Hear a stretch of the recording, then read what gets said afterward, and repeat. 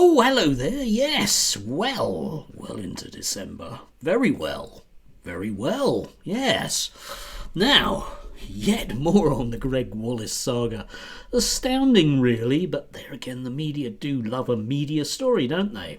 Most of the right-wing press have decided that it's a story about how appalling the BBC are, because how on earth could somebody as appalling as that get paid all that money, allegedly £400,000 a year, to do that? I mean, after all, they could pick up any random racist, sexist git off the street who'd probably do it for free, couldn't they? Yeah.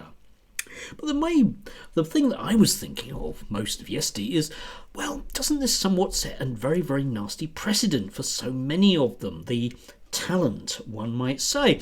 One might think of, for example, all of those glorious people, other people on BBC that are paid magically huge amounts of money for whatever it is that they do, or indeed lots of those people that do like to slag off the BBC for very precisely that reason, who, for example, work on places like Talk TV, earning £500,000 a year for, I know, an audience that sometimes is large enough to actually be counted, just sometimes, or indeed all of those people at GB News who must be quaking in their boots about this kind of thing now, because they are ultimately, all of them, just very, very disposable, as I think Gregg has very much pointed out. One might think back to various other people that are no longer there. One can think to, for example, Loza Fox or Calvin Robinson, or indeed, yes, everybody's favourite very, very dodgy gay man who was platforming both of them.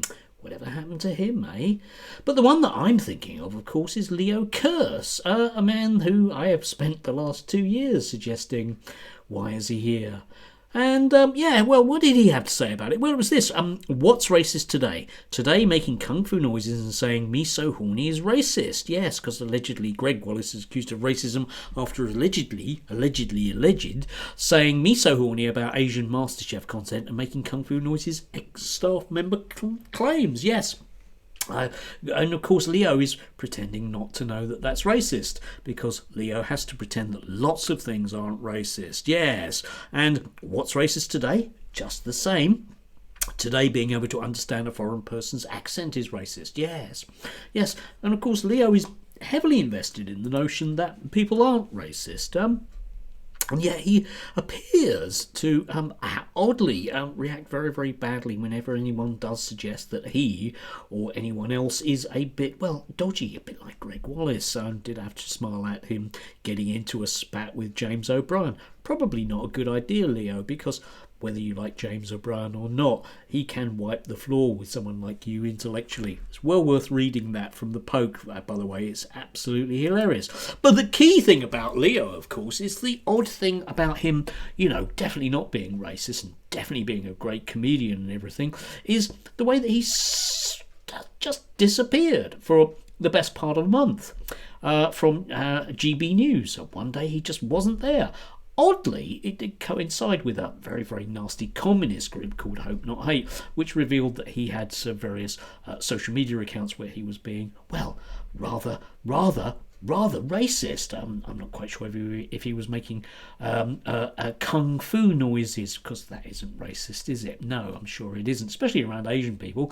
They just love it in the same way that, Jim Davidson was so much good friends with all his mates like Chalky.